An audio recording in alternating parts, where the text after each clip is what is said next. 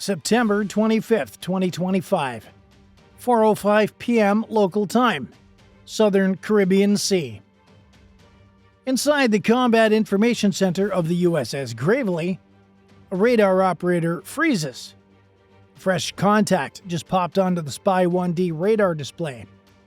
At first, it's just a green echo, but its speed vector tells a different story. A Venezuelan patrol boat, Guaiquerí-class, pushing west but angling straight toward the destroyer. The call goes out immediately. New surface contact, bearing 210, range 29 nautical miles, closing. On the bridge, officers glance up from their charts. They know the coordinates by heart. 30 miles off Venezuela's coast. Outside territorial waters, inside international law. But also inside a danger zone that has been heating up all month. Just 3 weeks earlier, U.S. forces carried out kinetic strikes on Venezuelan smuggling vessels suspected of hauling synthetic opioids toward the Caribbean. The images spread fast. Flaming wreckage, burning hulls on open seas. Caracas answered not with silence but with muscle. Naval patrols doubled. Jets flew low over U.S. destroyers. State TV showed commanders promising to defend sovereignty. Now that rhetoric has a shape. Steel, engines, and a patrol ship tearing across the horizon without a word. The CIC operator updates the logbook. Closest point of approach, 3 nautical miles. Time to CPA, under 12 minutes. The number lands heavy. 3 miles is nothing for 2 warships bristling with sensors and weapons. At that range, a single turn of the helm or one false signal could be misread as hostile intent. The Gravely's captain doesn't wait. Orders fire down the chain. Maintain ROE, get every system watching, hail them now. The clock is ticking. 11 minutes until steel meets steel, or discipline wins the day. The USS Gravely, an Arleigh Burke-class guided missile destroyer, slices through the Caribbean at a steady 15 knots. She carries the full weight of an Aegis warship, Spy 1D phased array radar, advanced combat systems, and more firepower than any regional navy can match. But in this moment, none of that matters. What does matter is a small patrol vessel on an intercept course. The Combat Information Center tags the radar blip as Track Sierra 214. Profile and heading match a Guaiquerí-class Venezuelan offshore patrol vessel, one of the Navy's largest surface combatants. At 2,300 tons, it's no toy.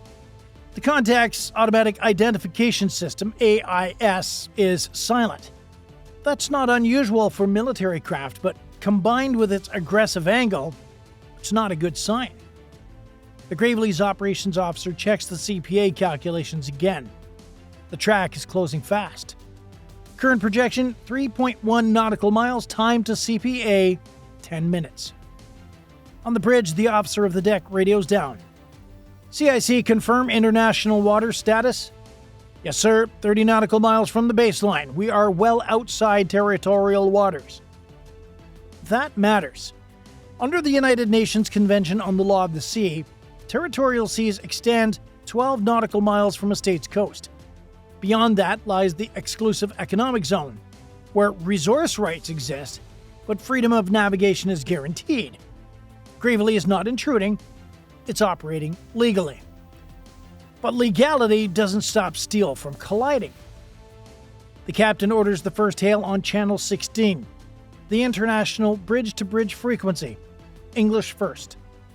Unidentified Venezuelan naval vessel. This is United States warship operating in international waters. You are closing distance at high speed. Alter course immediately. CIC waits for the reply.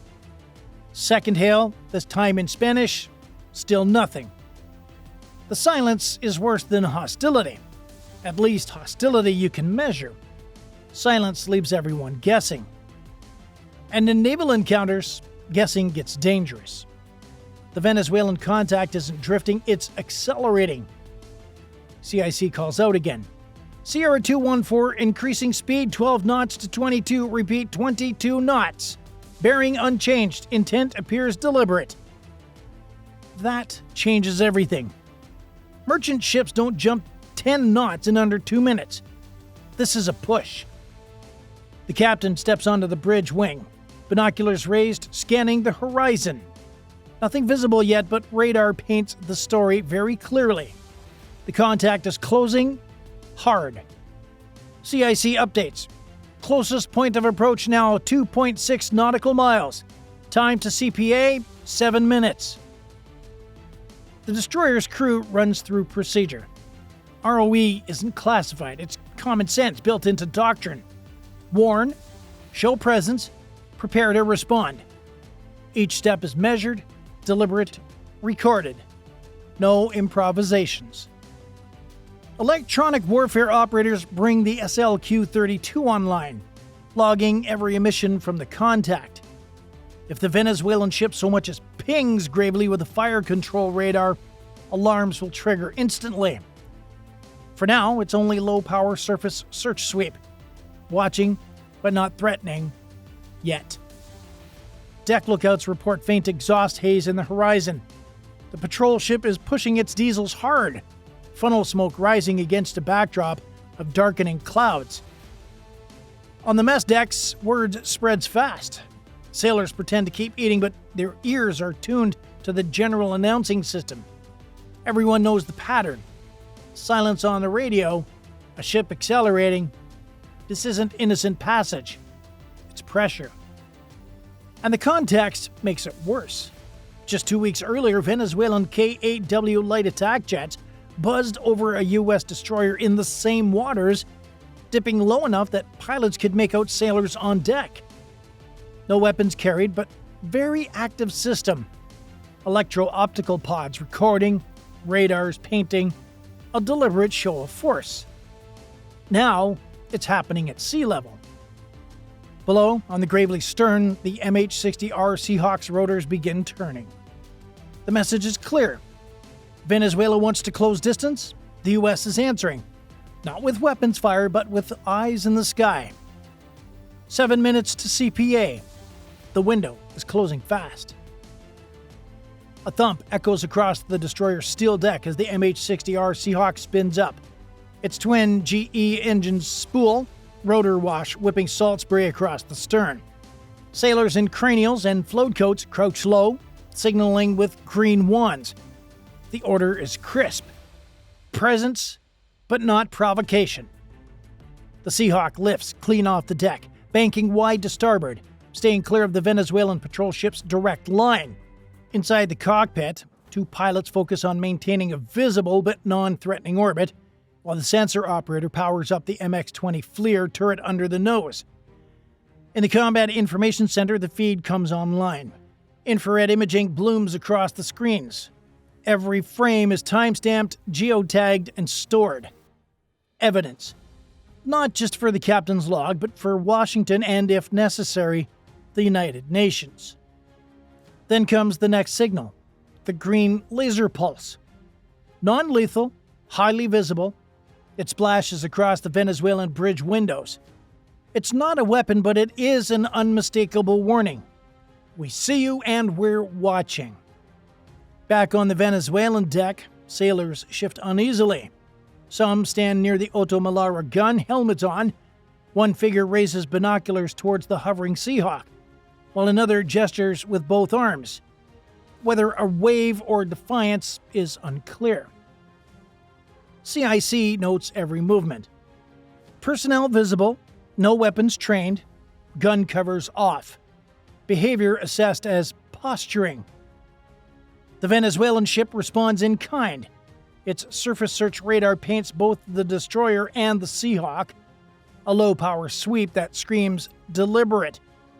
It's not fire control, yet.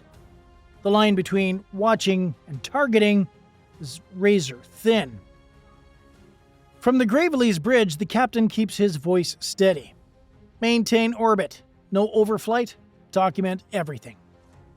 The Seahawk circles once more, deliberately wide, making sure its Navy markings are impossible to miss. Cameras keep rolling. Every second adds weight to the U.S. case. We warned, we showed presence, we stayed professional. It's a game of nerves.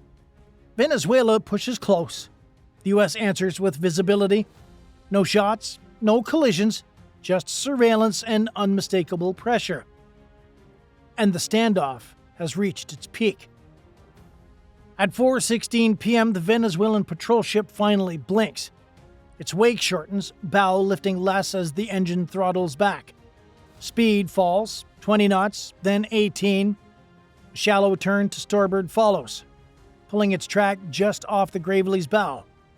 Not a retreat, but no longer a direct intercept either. CIC confirms. CPA increasing, now 4.2 nautical miles, contact altering course.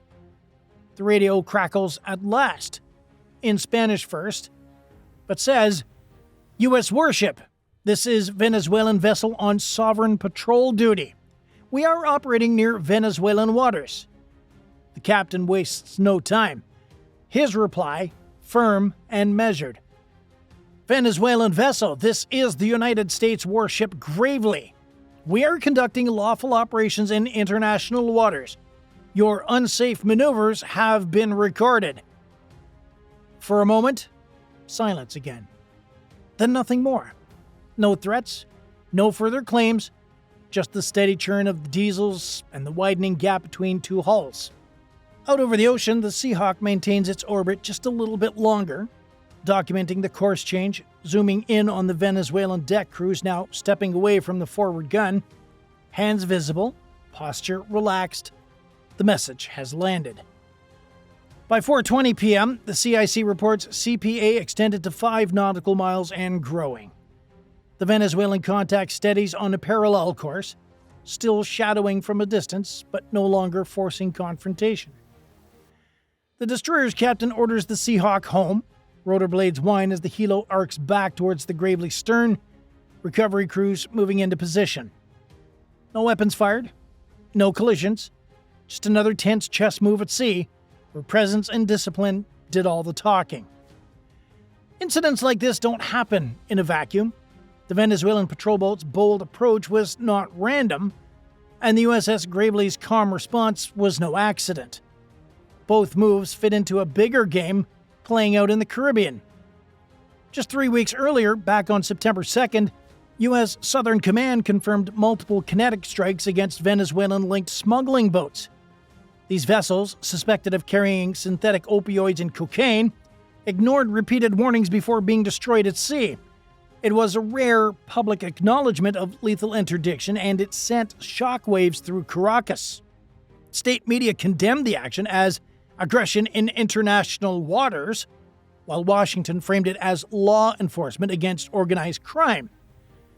The immediate aftermath saw Venezuela push back pretty hard. Naval patrols surged beyond their usual coastal patterns, probing deeper into international lanes. On September 10th, Venezuelans K-8W jets conducted deliberate overflights of a U.S. destroyer, flying low and slow, recording every move. There were no shots fired, but the message was unmistakable. We see you, and we can pressure you too. The September 25th encounter with Gravely fits neatly into that pattern. It's Venezuela's doctrine of asymmetric presence. Create friction, test boundaries, and generate headlines without sparking outright war. Their patrol ship lacks the firepower to challenge an Arleigh Burke-class destroyer head-on, but they really don't need to. Instead, they maneuver close, force tense moments, and remind both domestic and international audience that they're not backing down. For the U.S., the playbook is equally deliberate, professional, predictable, documented. By logging every hail and every maneuver and every radar sweep, the Navy builds a rock-solid evidentiary record. Every second of FLIR footage from the Seahawk, every transmission, is potential proof in diplomatic arenas. It shows restraint without showing weakness. An approach designed to prevent escalation while keeping the upper hand. And make no mistake, escalation is always lurking. At CPA under 3 miles, a misread signal or an accidental course change could have triggered a chain of decisions nobody wanted. That's why discipline is the U.S. Navy's most valuable weapon in these waters. The broader stakes go beyond one tense afternoon, though. The Southern Caribbean is a hub for narcotics trafficking routes, contested fishing grounds, and symbolic sovereignty battles. Every intercept, every patrol, feeds into a larger cycle of deterrence and defiance. This time, it ended with a course correction and a comm radio exchange. Next time, the risk may be higher. So now here's the big question for you.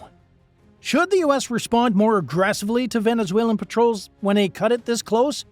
Or is calm restraint the smarter weapon in these waters?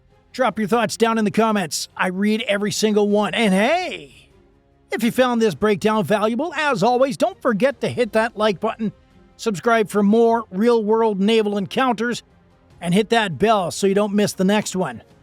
If you want to take it a step further and support our channel directly, please join the fleet. You'll be getting loyalty badges, priority responses, and you'll be helping us bring more true maritime stories to the surface. Just go over to our channel page and click join to get on board. Thanks for watching. Stay sharp, stay safe, and remember, when a patrol boat plays chicken with a destroyer, it usually ends up as the world's most expensive game of bumper cars. See you in the next one.